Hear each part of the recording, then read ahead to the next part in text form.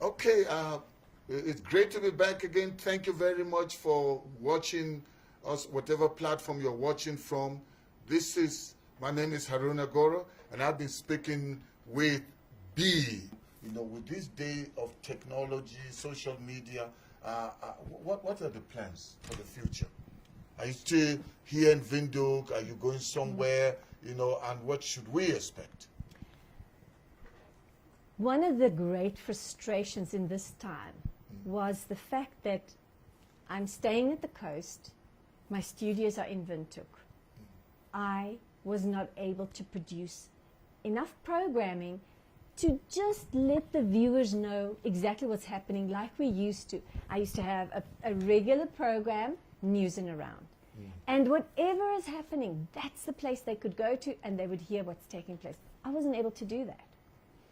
And for that reason, we have been looking, what can we do? The building here is a huge rent. There were reasons for it, and we just felt, you know what? We started small in Swakop, in our home, and we grew. I can do it again. We felt that it's crucial to just minimize everything, make it as small as possible, so that we do not spend that much on a building's rent here, but that money can be applied differently. In the meantime, a fiber optic cable has been laid just about all over the world. And in particular, I discovered right across the street from my home is a connection. And it can bring through the fiber optic, the signal to NBC. That price is much less than the rent here. What? So it would be far more cost effective to do that, because fiber optic is a better transmitter than what we are currently using. Okay. So it'll even increase the quality. Then from there, when we were busy with the strategic planning, in 2012 already, I could see things were not like they should. And I brought it to the Lord and I said, God, if you connect the dots, they're not going the right way. The graph is not going the right way. So we need from you impartation, direction. And he started to give me precious promises. And the precious word that came that time was when I asked him, I said, God, you've given these promises, you've given the vision, so tell me, has anything changed? And he gave me this. He said, for he has given us exceeding great and precious promises, that by these we might be partakers of the divine nature. I mean, and for me, this is a maturing. It's a processing of God's vision taking place. And I distinctly felt at that time he was saying, don't look at TBN as for Namibia, look at it as from Namibia. We have seen the most amazing opportunities that we are busy working on at the moment.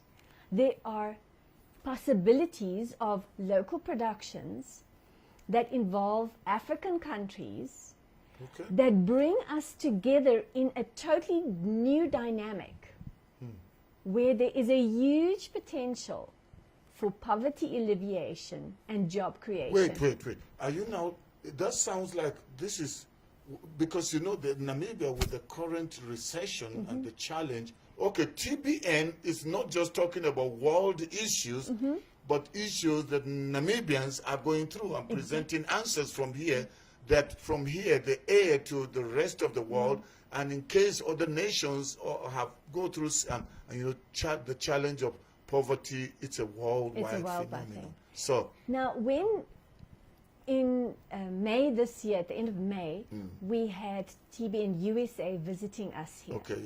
And I was sharing everything with Matt Crouch at the time. And he looked at me and he said, I perceive God wants to use you in terms of content creation. And that content will come from Namibia. Because when he listened to the stories and the visions and all the things, he said, because I'm sharing with it in relation to Africa. He says, but that's not an African thing. It's South America. It's India. It's China.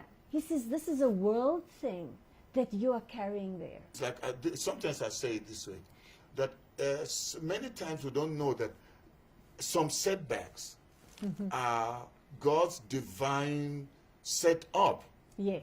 for a great comeback, for a great go up. Yes. And I see this was about to happen. I want to tell you, I just want to come to my personal life here. Okay, okay. In my personal life, I always thought I was a person of faith. I thought that. But I want to tell you, in these 5 years, I have learned to trust God beyond whatever you can imagine. I have found myself in the darkest of places. I don't even want to go there to describe it, but to have the capacity to just keep on trusting beyond what you see right in front of you.